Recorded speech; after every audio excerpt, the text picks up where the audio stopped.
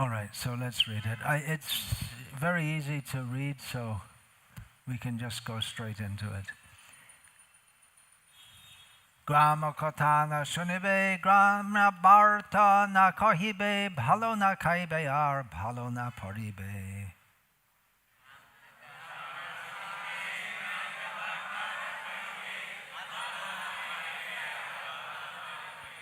Grama Katha na shunibe, grama barta na kahibe, bhalo na kaibe ar, bhalo na paribe.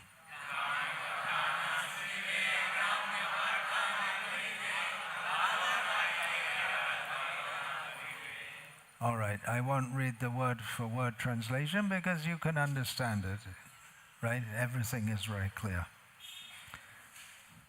Srila Prabhupada's translation.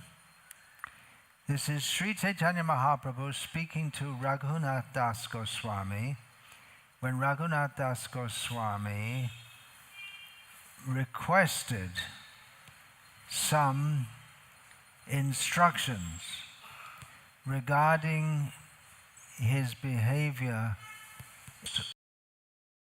order of life. Verse translation: Do not talk like people in general or hear what they say. You should not eat very palatable food, nor should you dress very nicely. I'll read the next verse also. Amanina yeah, you can show that. Amanina manada Hare Krishna nama shadalabe Braje Radha Krishna Sheva Manashe Koribe.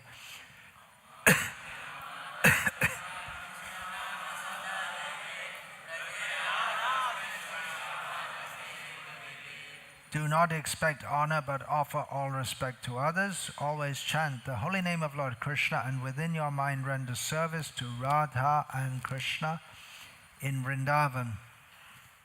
Purport: Srila Bhaktivinoda Thakur says in his Amrita Prabha Bhashya that when a man and woman are married, they beget children and are thus entangled in family life. Talk concerning such family life is called Grama Katha. A person in the renounced order never indulges in either hearing or talking about such subjects.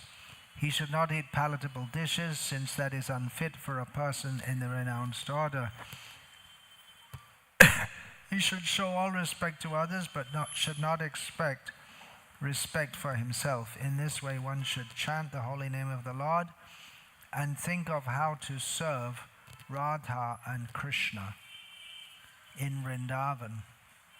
Om Ajnana Timirandhasya Jnananjana Shalaka Chakshurin Militam Yena Tasmai Shri Gurave Namaha Nama Shreshtam Manamapi Shachiputram Atra Swarupam Rupam Tasyagajam Urupuring Maturim Goshtavartim Radha Kundam Girivaramaho Radhika Madhavasham Prapto Yasya Pratita Kripaya Shri Gurum Tamnatosmi Vandeham Shri Guru Shri Ataf Padakamalam Shri Gurun Vaishnavansa Shri Rupam Sagrajatam Sahagana Raghunatam Vitam Tam Sajivam Sadvaitam Savadhutam Parjana Sahitam Krishna Chaitanya Devam Shri Radha Krishna Padam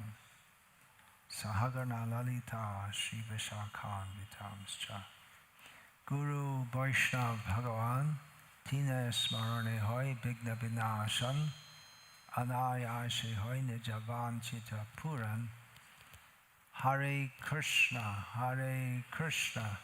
Krishna Krishna Hare Hare Hare Rama Rama Rama Hare Hare.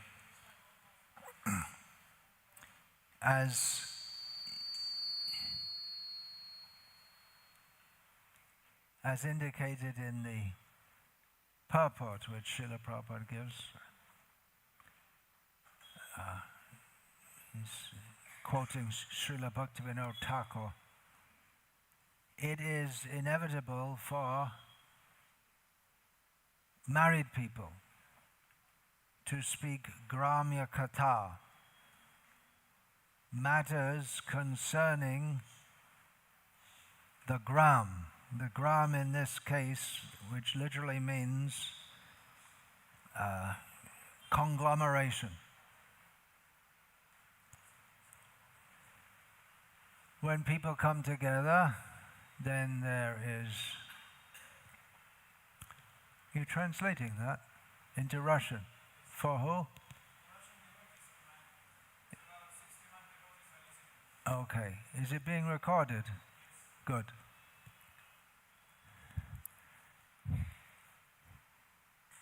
Man is a social animal.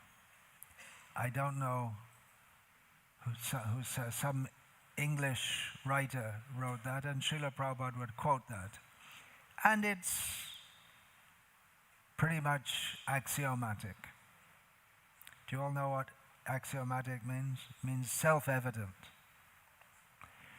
Though there are some who go away from human society, but they are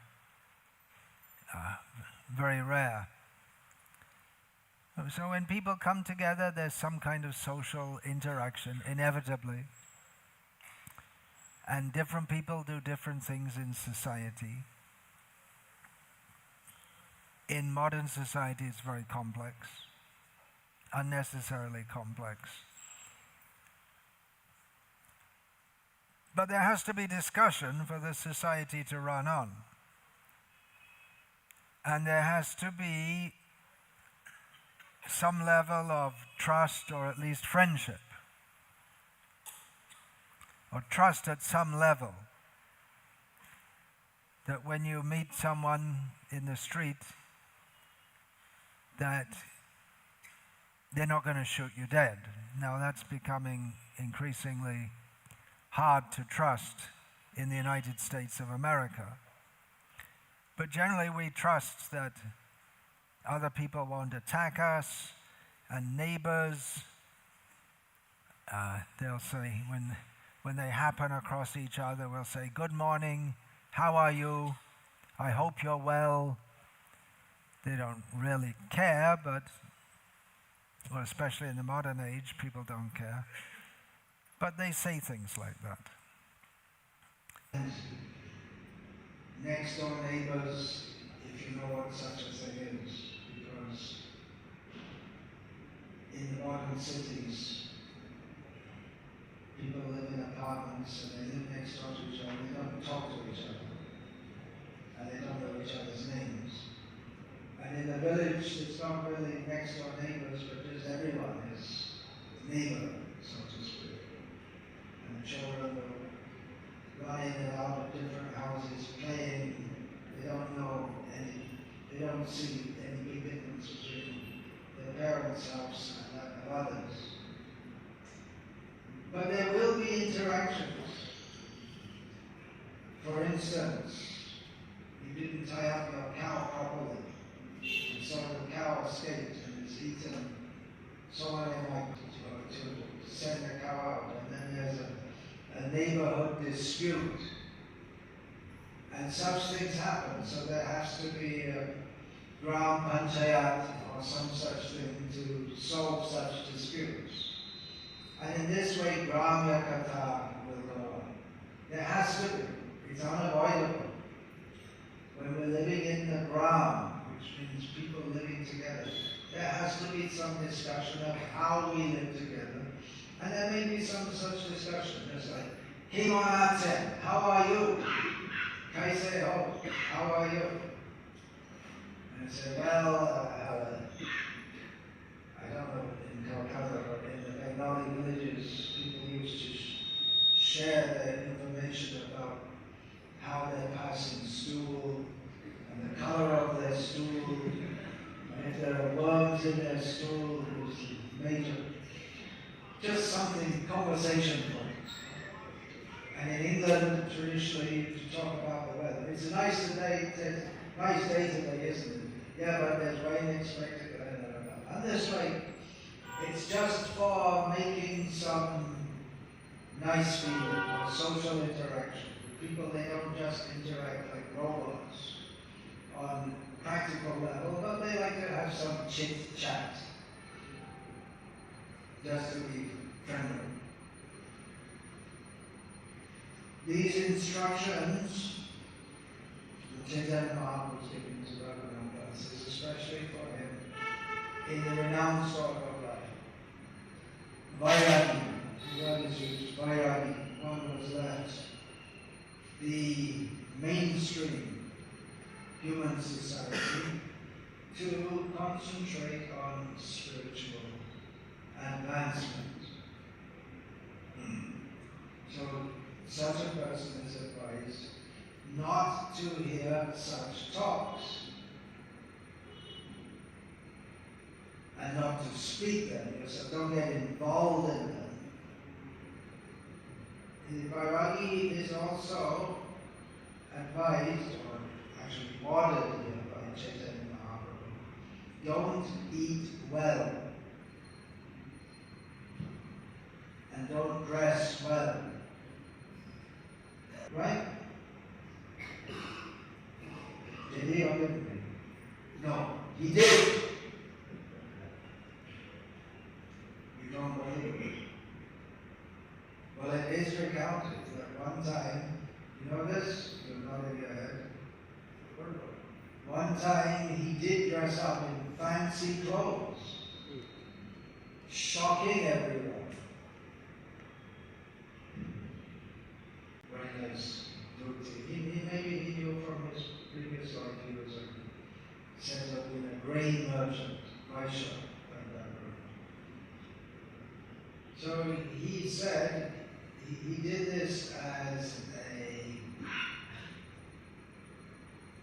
way of making a point. He said it's better to dress in fine clothes and be a gentleman, grihasta, than to pose oneself as a vairagi and have illicit sex, as was common in Navadvipa at the time. So it was a very striking way of making a point. No doubt the talk went all around the town that Gaur Kishore Das Babaji is dressed in fancy clothes. No, I don't believe it. Why did he do that? And then the message would go out. But generally he is, in the recent times, a very symbol of Vairagya, Sakshat Vairagya Murti, directly the manifestation of renunciation. And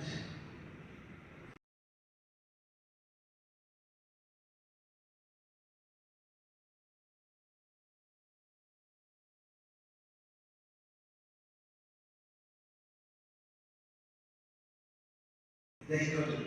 Some would for a short time, and then they would capitulate in several cases into gross sense gratification. So Bhaktisiddhanta Saraswati Thakur, who accepted as his disciple, was living with or in the vicinity of Gaur Kishore Das Babaji Maharaj for several years before he accepted sannyas, and living at the same level of renunciation without capitulating into sense gratification. He followed all this, chanting the holy name day and night, even though he was from a comfortable middle class Kolkata background. He lived in a hut which he made himself in Mayapur and was chanting day and night, in the cold, in the heat, in the rainy season. And even to live in Mayapur in those days was very difficult, because there was, what was there? Nothing. Well, there were some fields. There was the Muslim village of Mayapur, but that wasn't where Siddhanta Saraswati was living. And Bhaktivinoda Thakur constructed one temple, but it's not the temple that you see now, it's just from a small building. Yeah, and the Joga.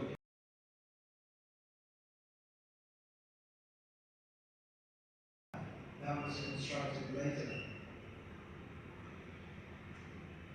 So Bhaktisiddhanta Saraswati was living a life of extreme renunciation, chanting the holy names day and night. Then he took sannyas. That's a step down from being a vairagi. He explained that. Vairagya means you leave everything. It means you leave society. You leave the varnashram system. Chaitanya Mahaprabhu, several times we have it here in Chaitanya Charitamrita. He rejected the varnashram system as external to pure devotional service. But sannyas is a position within devotional service.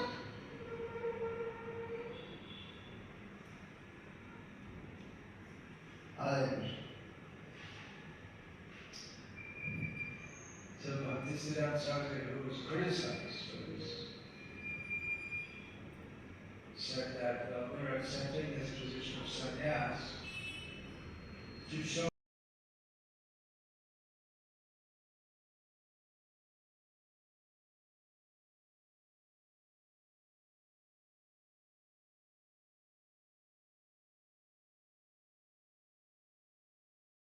sannyas, we accepted sannyas for the sake of preaching, seeing, he didn't actually state this as far as I know, but it seems deducible that the Ram Krishna mission had become well accepted with their meetings in sannyasis. But that didn't bother Bengalis because they didn't find anything wrong with meeting per se. You can renounce everything, including the rules of sannyas, and be a sannyas. Anyway, we're not supposed to criticize. Okay, I guess that has to be edited out. Anyway, he saw the Ramakrishna mission sannyasis were respected, and they had an organization for propagating what they were doing. So, actually it was the idea of, so we're told, and that is accepted, that was the idea of Kunja Bihari Vidyabhushan, who was previously a follower of Ramakrishna mission, to organize in such a way. So how can someone living in Mayapur, who's supposed to be renounced, build a big temple, have an organization, go to Kolkata and have followers, and then there's going to be Katha. There's going to be talk of legal matters, land acquisition matters, how to deal with the neighbors who are harassing us. We have to print books, we need money, how are we going to get money? We're going to be talking about things like that. That's Gramya Katha. And if we go dressed like Vairagis, then who's going to listen to us? Because there was so much deprecation of Vaishnavas in Bengal at the time, among respectable, educated people, taking a cue, initially it seems, from the British, who deplored illicit sex in the name of religion, as going on in the cult of Chaitanya Mahaprabhu.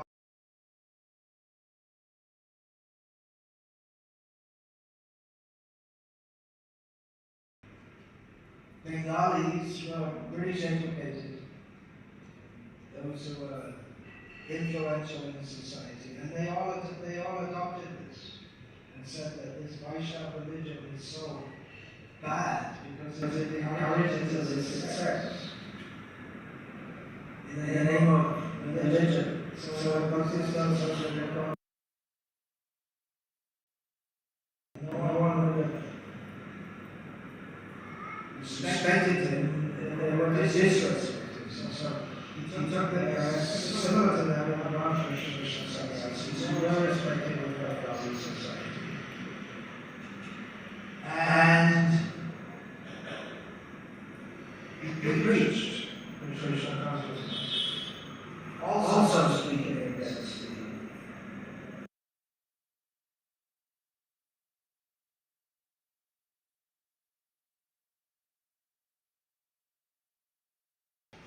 Now, how can you do that? So Chaitanya Mahaprabhu says, Grama Katha Kahile, Grama Bharatanya, Grama Katha na Shunite, Grama Katha na Kahile, Bhalavna Kahile. But you'll see there are photos of Siddhanta Saraswati with a hybrid kind of dress. The dress of a sannyasi, and then an English style long coat, Indian style leather shoes, socks, which even when I first came to Kolkata in 1976, we didn't see anyone wearing socks, except maybe in the Polish embassy next door. Yeah, they were the and turban, which is Indian, but very plushly dressed, no doubt. So he's violating this rule. On what basis can he do that?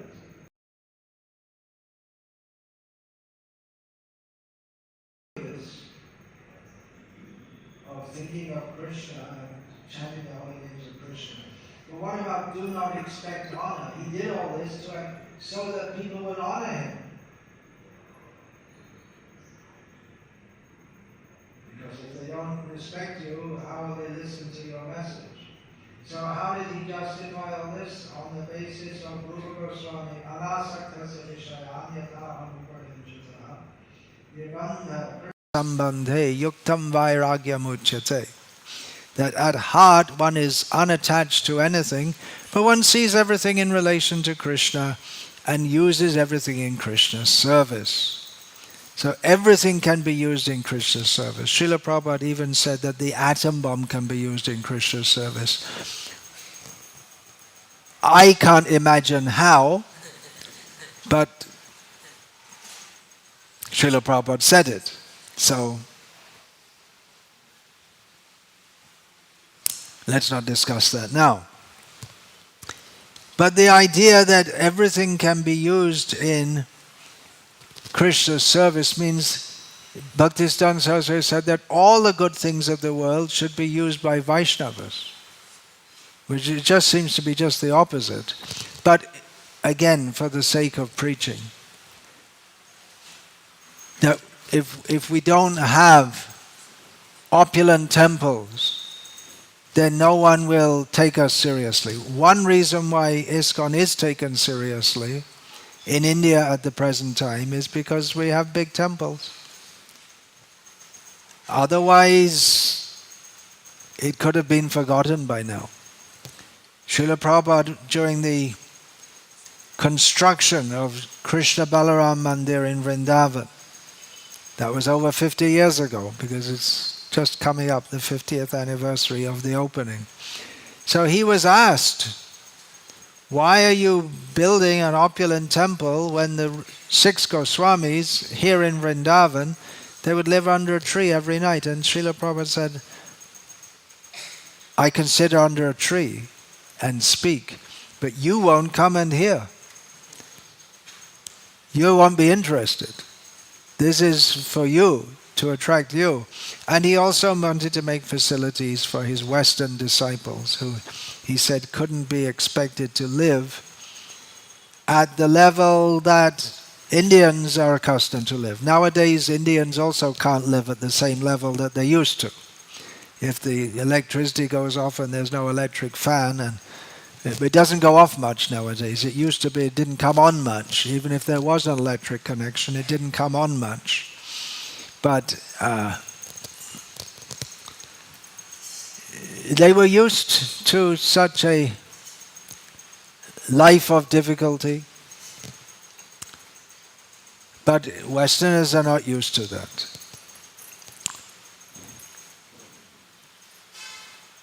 And Srila Prabhupada, in his preaching in the West, one of his main attractions was feeding opulent prasadam to everyone who came.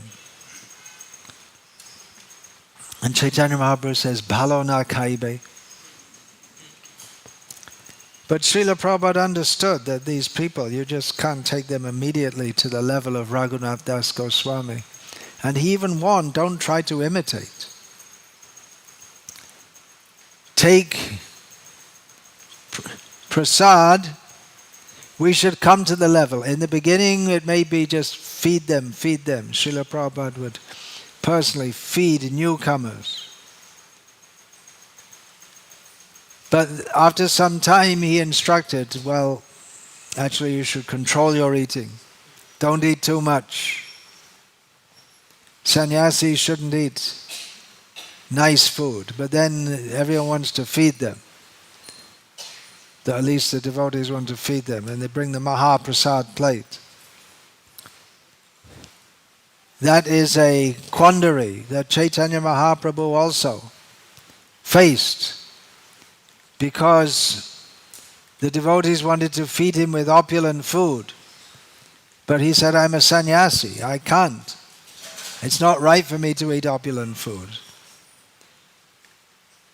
But usually he would submit to the desire of his devotees who wanted to feed him so many nice foods. And he was criticized for that at least once by Amogha, the son-in-law of Sarvabhauma Bhattacharya. The point is that at heart, the first point, anasaktasya vishayan, one should not be attached to all these things. And we see that in the personality of Srila Prabhupada, that he had very opulent quarters in several places. In Bombay, it was just almost ready, shortly before Srila Prabhupada passed away. In London, in Melbourne, in Mayapur, not very opulent, but it was impressive that there was such a big building at the time. Now there are so many more bigger buildings in Mayapur. And Srila Prabhupada had a skyscraper building in New York. Los Angeles, very nice building. Srila Prabhupada's quarters was small in Los Angeles, but he had a nice garden next to that where professors and other leading persons would come. Detroit, Srila Prabhupada had a very opulent place there, and leaders of the local community would come to meet Srila Prabhupada. So he used that for preaching. That if you have a very opulent facilities, then you can invite respectable people, people who are respected in human society, people who are influential, the kind of people that we want to communicate the message of Krishna consciousness to. But then we see that Srila Prabhupada, he wasn't attached to it at all. Early 1977, he spent 10 days or 2 weeks in Bhubaneswar in a little hut, little one-room mud hut with a thatched roof. And he would take a lota and go in the field for passing stool, take bath at the tube well. He was quite happy. Actually, he said, personally I prefer this. This is in the mode of goodness. But for preaching, we have to have opulent facilities. So this point, we should not be attached, but use everything for Krishna. And our preaching movement is going on like that to the present day. But there can be a problem. You look like Nrsimhadev about to jump. You're sitting like this, looking like a lion about to jump. Sit properly! I can do so easily because I have a support.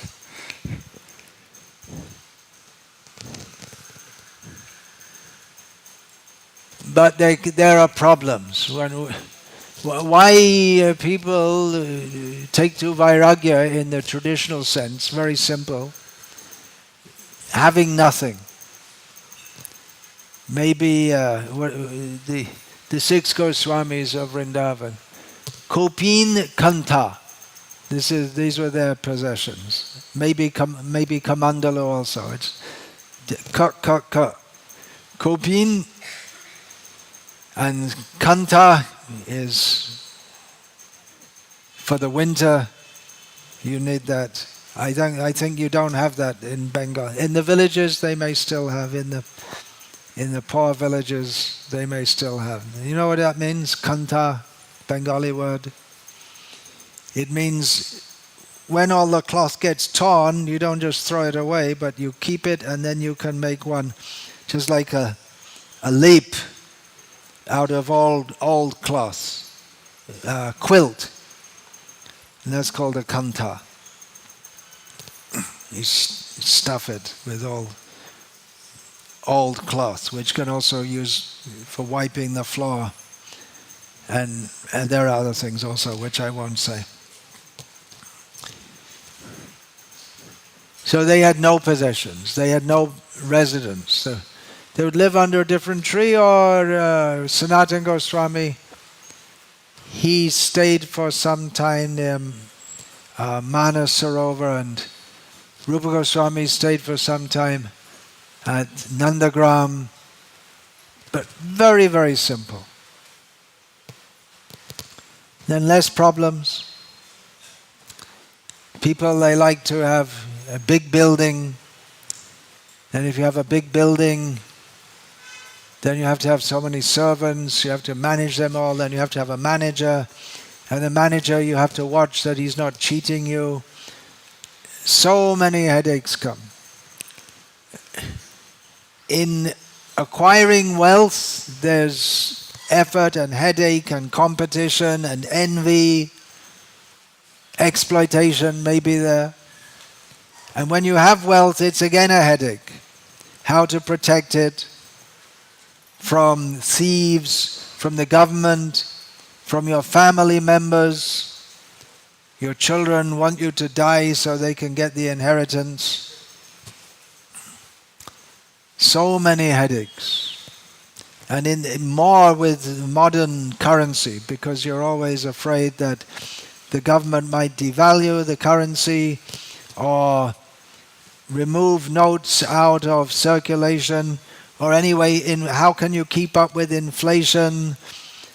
So many headaches. So living simply removes those headaches. And if you are a mani, then you don't care. People may insult you and you just don't care, that's all.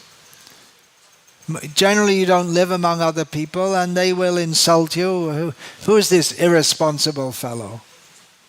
He just left. They criticized Chaitanya Mahaprabhu also. So he had a widowed mother, young wife, newly married, no children, just left them. So they're criticized. Living simply is very simple. It's truism. But then, if we are to preach Krishna consciousness, then we may need more, or Bhaktisiddhanta Saraswati took that initiative to start something like a movement. Yeah, it was a movement, although he tried to keep things as simple as possible, without complex management or organization. And Srila Prabhupada did also. He wanted to keep the management simple. GBC, and then who was to oversee the activities, and then the temple president, and there's a secretary, and there's a treasurer, and that's it. It wasn't very complex management. Once George Harrison asked Srila Prabhupada about what will you do when this movement spreads more and more, it'll be like corporate management. Prabhupada said, no, we have the GBC and they'll oversee it, that's all. It seems that Srila Prabhupada wasn't in favor of very complex management systems. He wanted to think and keep things as simple as possible. And GBC members, he said, their main duty is to go around the temples and see that the regulative principles are being followed, things are clean, devotees are fully engaged, and they themselves should go on Sankirtan. Srila Prabhupada said the duties of the GBC member. And keep accounts, see their account, all these things. So he wanted to keep it as simple as possible, although often we find it's not simple to keep things simple, because we live in a complex world, and then the laws of the state we have to comply with, and the laws may change, just like you may remember a few years ago GST was introduced, and then all of a sudden you had to rethink and revamp so many things. So it becomes complex. But the general principle is that even if we live in opulence, we shouldn't be attached to it. We should understand everything is meant for Krishna's service. Yeah, problems come with money, and problems come with people. When we have more people, there are more problems. Unless they're Paramahamsas. But then if they were Paramahamsas, we wouldn't need to preach, would we?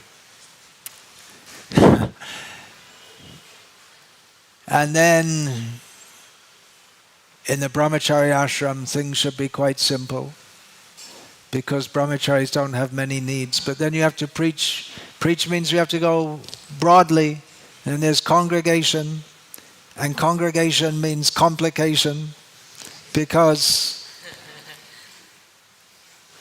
they have such complex lives, and they can't be, at least superficially, they can't be on the same level of detachment as brahmacharis and sannyasis are, because they do have material responsibilities which they have to oversee.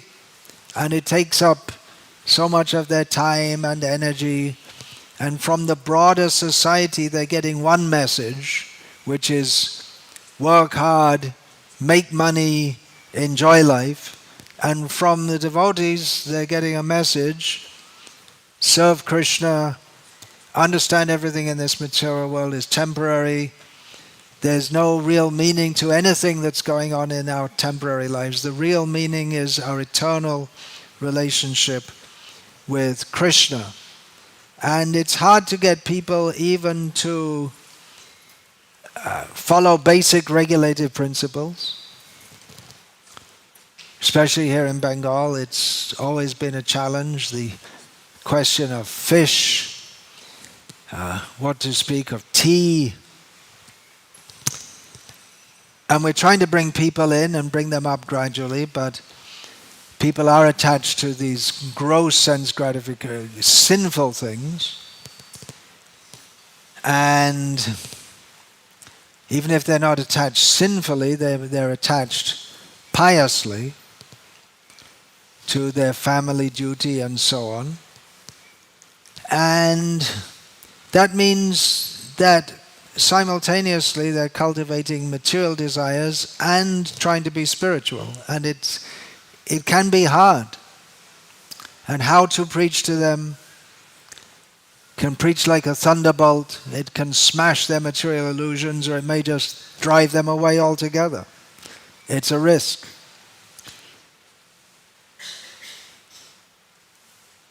So that's one consideration. Preaching means creating problems. Otherwise, we can just live just like the bowels, they wander around, ding, ding, ding, ding, ding, singing some songs. Are there still any left? Bowels wandering around in the villages? I think the CPI, the Balm Front rule, more or less, drove them all out, because they taught the children, if you see any sadhus, throw stones at them and insult them. So they can just wander here and there, ding, ding, ding, ding, ding, ding, ding, playing their ektar and singing some songs which no one can understand, maybe not even themselves. So that's a very simple life. And they have girlfriends, and then they trade them during their melas. They may drop one and pick up another one. Sadhika, not girlfriends, sadhika they're called. And like that, they go on. And then they go to hell. But at least they're living simply. So living simply is not our aim in and of itself. There has to be simple living and high thinking. But what we're talking about here with this preaching, institution, money, buildings, prestige, we're talking about complex living and high thinking. And generally the two things don't go together. But they can go together if there is anasakti, anasaktasya vishayan. If we understand, yataham upayunjataha, nirbandha Krishna sambandhe, yuktam vairagyam uchyate. If we understand everything is meant for Krishna's service, everything in this world should be used for Krishna, it's not for my enjoyment, it's for Krishna's enjoyment, then everything can be used in Krishna's service. But another problem can arise is that those who are supposed to be practicing yukta vairagya, brahmacharis and sannyasis, are especially meant for this, because there's nothing deplorable if a grihastha Vaishnav has wealth and a big house and fancy clothes. If you earn by honest means and you give funds for serving Krishna, we're not saying that every grihastha has to be a poor. If by your fate, you have money, by your business acumen, you have lots of money, there's no objection to that. But for brahmachari, no objection means, again, you shouldn't be attached. You should realize everything's meant for Krishna. And Jodi take bahudan tabe hao akinchan Vaishnava karo upaka. And use your money for serving Krishna, the Vaishnavas. But those who are coming in as brahmacharis and sannyasis, they also are accepting wealth, honor, nice food. But just by taking red cloth doesn't mean that one becomes free of material desires. So one may become attached to that.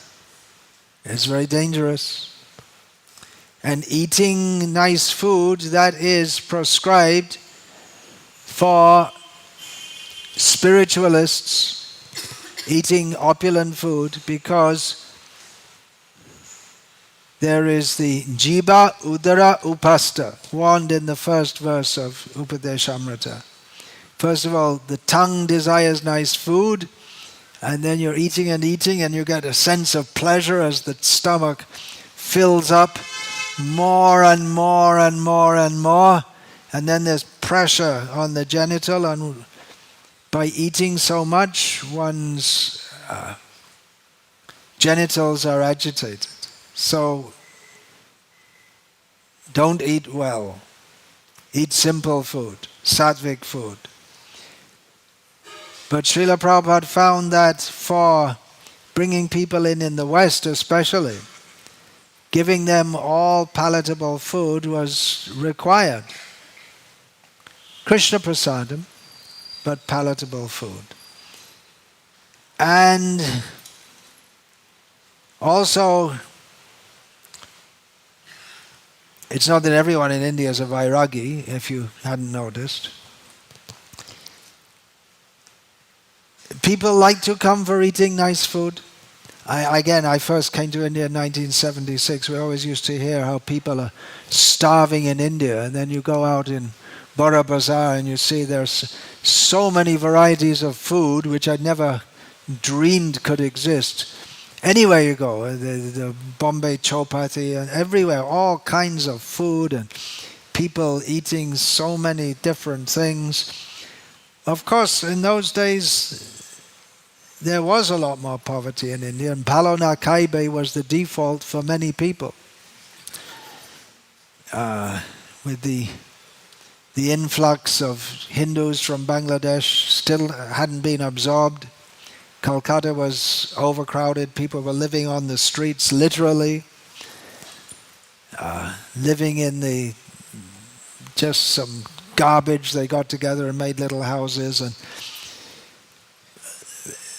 no one was starving, but malnutrition was there. And in Bangladesh also, in the 1970s. And not everyone could hope to have more than one meal a day. And in the mutts, those who are living by begging, Gauriya mutts and this and that, they might have a little rice, they could beg a little rice and maybe make some dal, maybe one chatak of dal. You know, a chatak is a quarter kilo approximately. It used to be used. Chatak, share, all this. A little bit of dal and a big pot of water, and then everyone gets some dal, but there's nothing there really. It's just for show. It's practically just water. And that was common, and maybe they'd find a little shak, something growing wild, and daily rough rice, watery dal, and maybe a little shak, something growing wild here. And that, people would eat that daily, if they could even get that. And now, ISKCON is rich. In the beginning we were poor. Devotees, they used to, sometimes in the West, they would, well, that was normal. We'd just go and beg food in the market, and all the food that's going to be thrown away by the vegetable vendors, they would give to us. And in the early days, if they would get some watermelon, cut that and eat the inside part, and then the outside part, the rind, the chilka, they'd cut that and cook it as sabji. Ever heard of that? No. Sometimes people make from Loki, they use that. They make some sabji or chutney or something like that. So in the beginning days, ISKCON was poor, and now it's rich. And it's never rich enough, because we always want more money, right? And then we may become enamored by that also. And leaders are always pushing, you have to collect more money and have targets. What do they call that? Goals, aims? What's that called? They give you a target. You have to collect this much money, then you have to go and harass people to give money. And dealing with money means we may become money-oriented, and we think that someone who's earning more money, or a temple president who's able to bring in more money, must be a better temple president than those who don't, which may be true in some ways.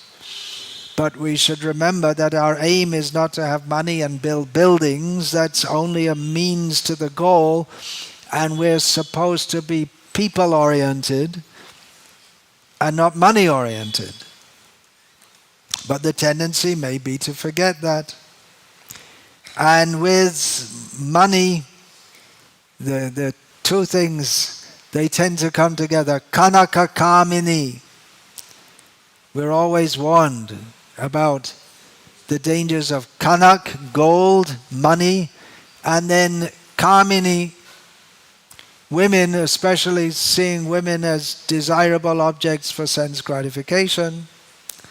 So that may be there also, because if material desires, it may be in the name of yukta vairagya, but if material desires are increasing on one's, it's not that we're going to become greedy for money and not have other material desires. It's not going to be on one trajectory only. From greed that comes all kinds of material desires. Greed for money, of course, some people collect more and more money and they don't use it at all. They just stack it away. Sometimes you find someone, you think they're a beggar, and when they die you find out they have crores in the bank. But the desire to show off your wealth and enjoy, actually that also, I'm talking nostalgia. Old people talk about the past. So here in the 1970s in Kolkata, we used to see the Marwaris, they lots of money, Marwari businessmen, many of them had lots of money, but they didn't show it off. They dress simply, dhoti and kurta, maybe have a gold ring or something, and they would eat nicely. They would live, usually joint family, big, but not showing off their money and not spending excessively. And excess money, they'd put it back into the business, and they'd give charity also. So that principle was there. Dealing with wealth was there in Vedic culture. How to deal with it in a pious way. By giving, you can live comfortably, but you have to live according to dharma. You don't spend it for sense gratification. Of course, that was there also in the old culture. The British, they call them, what do they call them? Nautch girls. That means nartinis, the dancing girls. And they're also there.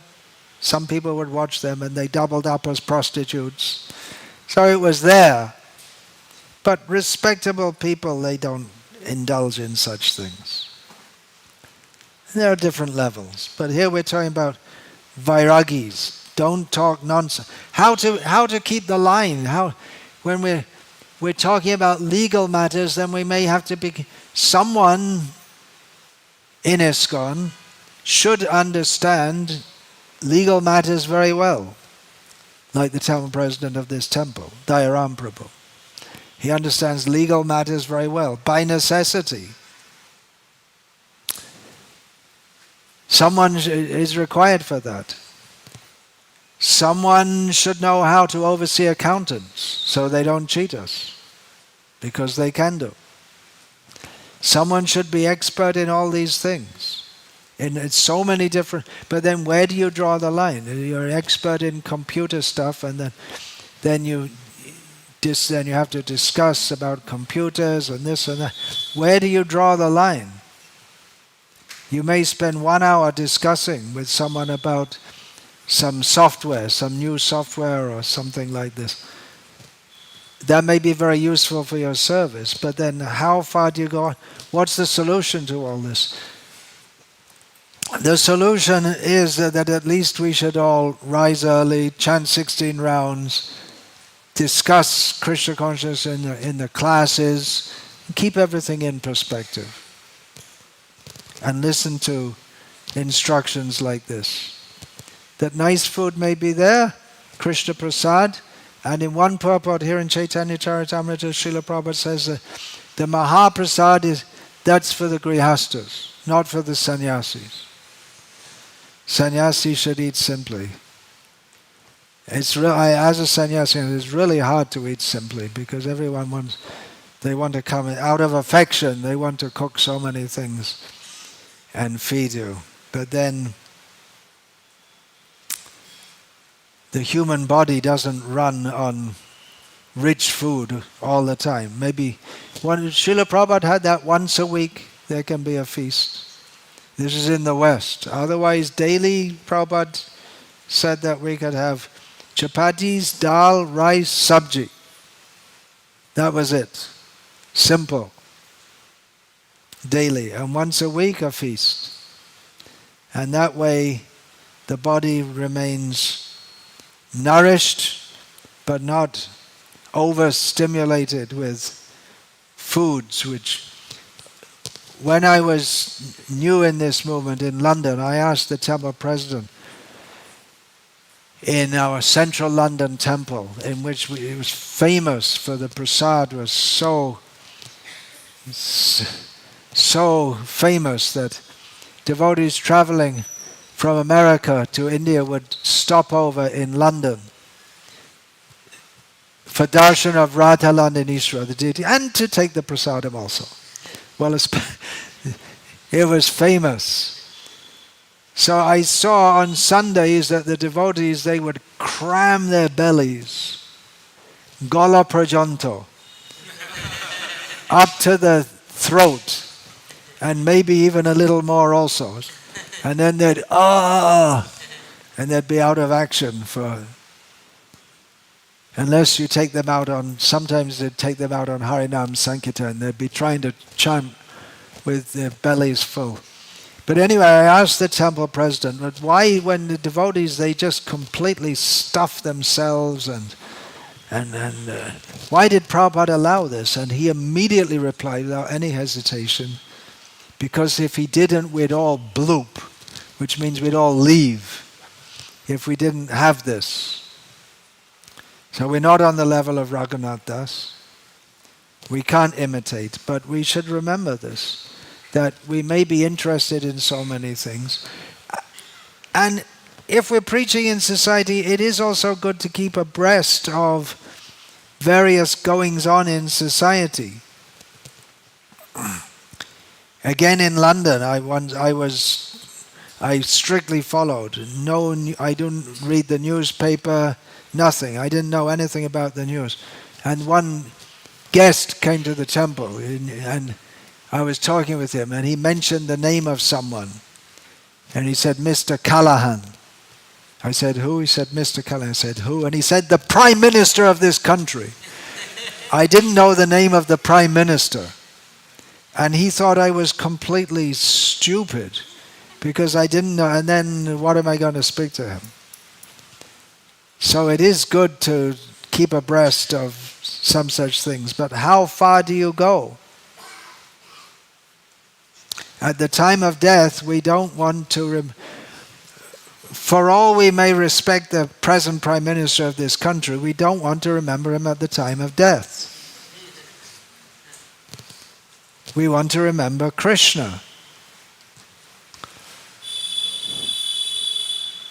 So keeping a balance can be very hard because it can be interesting to know what's going on in Israel. It's very interesting. Hear all the news. What's going on in Ukraine? Very interesting. What's going on in the upcoming elections in India? There must be. There's always upcoming elections somewhere in India. So it can be interesting. Who's going to win? And afterwards they analyze why such and such party lost and this and this and that. How far do you get into it? Again, maybe someone from the Krishna conscious side does need to do that. But always remember, our goal is Krishna. And everything in the material world, if it's not utilized in Krishna's service, is going to drag us away from Krishna. So the same thing can uplift us or degrade us. Narad Muni says this, does a thing which caused disease also not cure us if applied therapeutically? And in the purport, Srila Prabhupada explains that you can get indigestion from eating too many rich milk products. But the cure for indigestion is to take another milk product, yogurt.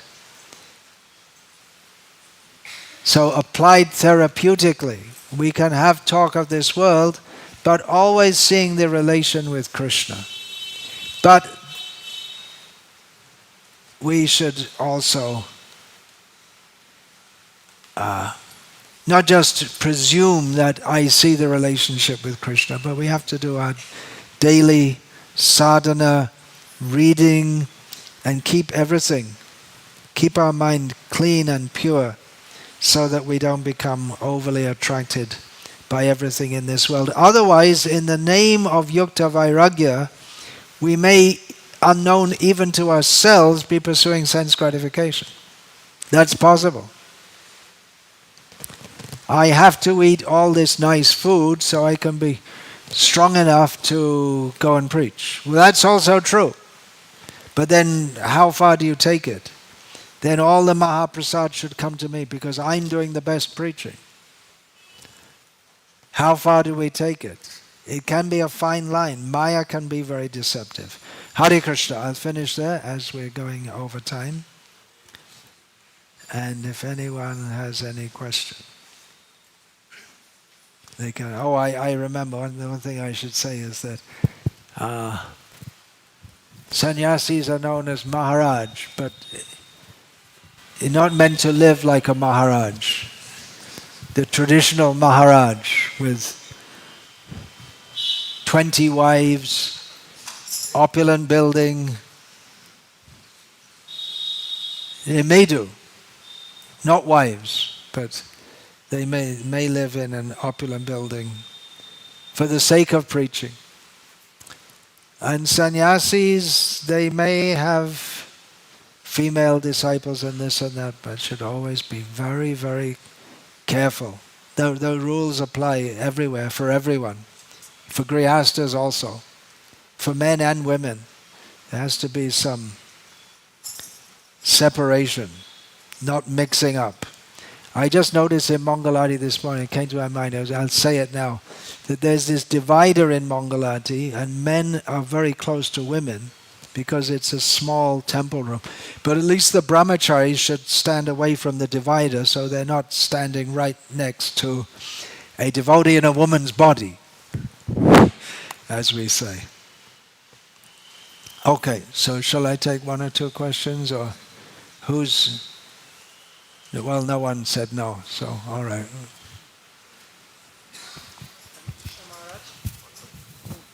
Thank you for a wonderful class. Okay, I already said it, so now you don't have to say it. Hare Krishna Maharaj, all glories to Srila Prabhupada and all glories to the assembled devotees. I have a question. I know, what is it? In today's age of the social media, how can we appreciate the nectarian statement of Mahaprabhu Lord Chaitanya that we are discussing today? In today's age of social media and the aftermath of being social media, the fear of missing out and other such symptoms. Fear of what? Fear of missing out. Missing out. Due to social media. Well, social media doesn't make any difference to the principles which I just spoke of. The same principle applies.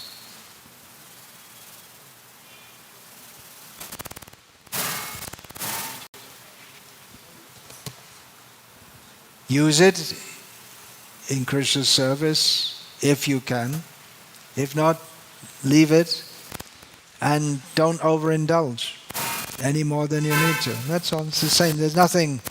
It's not that the principles of spiritual life changed because of social media. It's the same basic principles.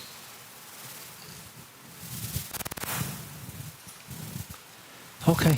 So one question here.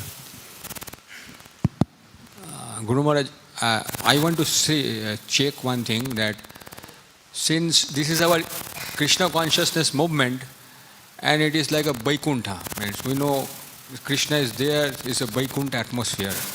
And in Vaikuntha means automatically there will be opulence. Ladies are sitting with their backs to Jagannath. That's not good.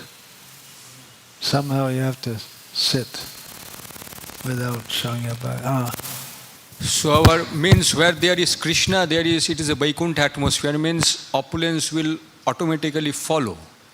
So in this case, like if opulence will automatically follow. Well, not exactly automatically. That's up to Krishna, isn't it? He may or may not give. Yeah. so in Vaikuntha atmosphere, generally means the food, the upbringings will be better than the rest of the world, means some material world, definitely. When we say that the temple is like Vaikuntha, that doesn't mean that we're trying to make an atmosphere for our enjoyment. That means it's like Vaikuntha because the attitude is one of service to Radha and Krishna. That's why it's like Vaikuntha. Not that we're enjoying like, we don't think it's like Vaikuntha, so we have to make it enjoyable for us.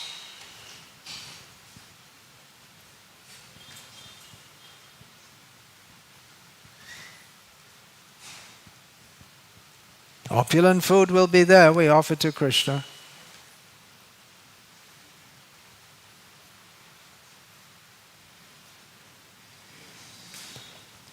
Okay, there's one question over here.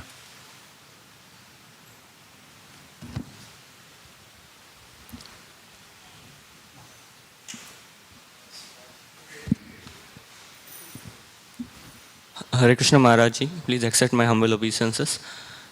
Maharaj, my question is that as students who go out to schools and colleges to study, and there will Yeah, be it's the so same many question asked again and again and again. Okay, but it's still in, for you it's a question. Okay, say it.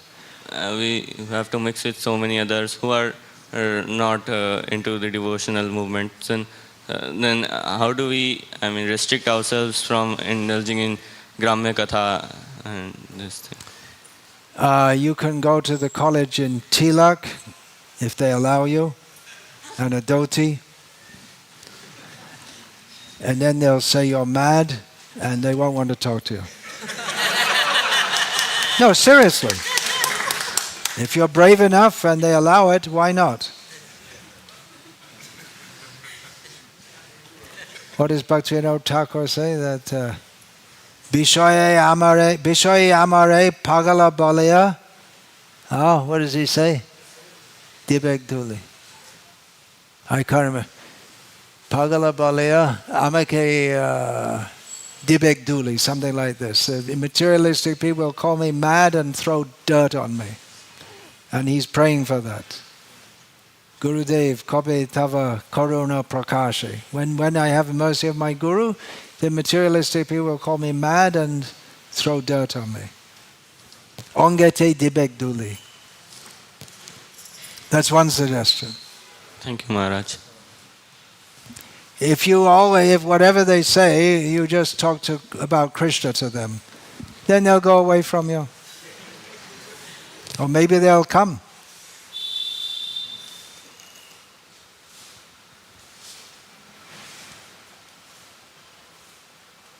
Yeah, go on. Hare Krishna Maharaj. Maharaj, in lecture you shared that in guise of Yukta Vairagya, sometimes we might try to get our sense gratification. So related to this, my question is that how to recognize our own rascaldom and take care of it. How to recognize our own rascaldom and take care of it. Introspection is required.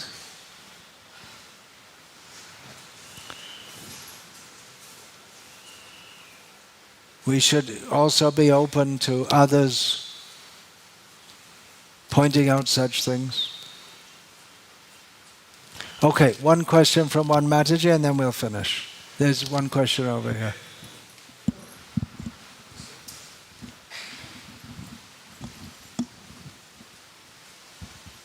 Hare Krishna Maharaj, please accept my humble obeisances. Maharaj, my question is how to stop mental offenses or fault-finding tendency. It's got nothing much to do with this class. It's an important question, but that's the subject of another class. So we'll finish there.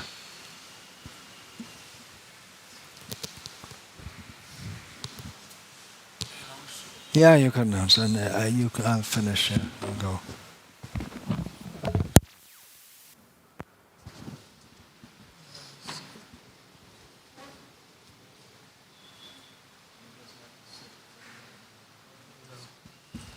Hare Krishna. So, as we just heard, we have to keep hearing instructions like this to keep things in perspective. Otherwise, there's a very fine line, as Maharaj was mentioning, and we can easily use Yukta Vairagya as an excuse for sense gratification or likewise. So, we have been putting all the lectures of Maharaj from last 30 years, more than 7,500 lectures. There are 100 lectures at least on Yukta Vairagya, where Maharaj has spoken about Yukta Vairagya. There are lectures which are directly dealing only with Yukta Vairagya. There's another lecture like this devotee over here, he asked the question, what should we do, how to understand if we are actually crossing the line. So then there's a lecture called Yukta Vairagya is not an excuse. She asked about fault finding. Yeah. So there's a lecture which is named Yukta Vairagya is not an excuse. So there are other lectures also like that. Fault finding. You can search any topic. There's a Veda-based kind of system built in the app, much more user-friendly and better than Veda-based, which is in the app, which you can get. We can search anything. All the books of Maharaj and lectures have been transcribed, and you can search in that entire directory, whatever you want to find out. And there are continuously new lectures being recorded, which are being put in the app in Hindi, English and Bengali on Chaitanya Charitamrita, Bhagavad Gita, Bhagavatam. And there are many features in the app which are especially made for devotees. It has been designed and made by devotees, the app, BVKS Swami, Bhakti Vikasa Swami app. So please get the app. You will find it immensely beneficial. You can keep hearing the instructions like you just heard.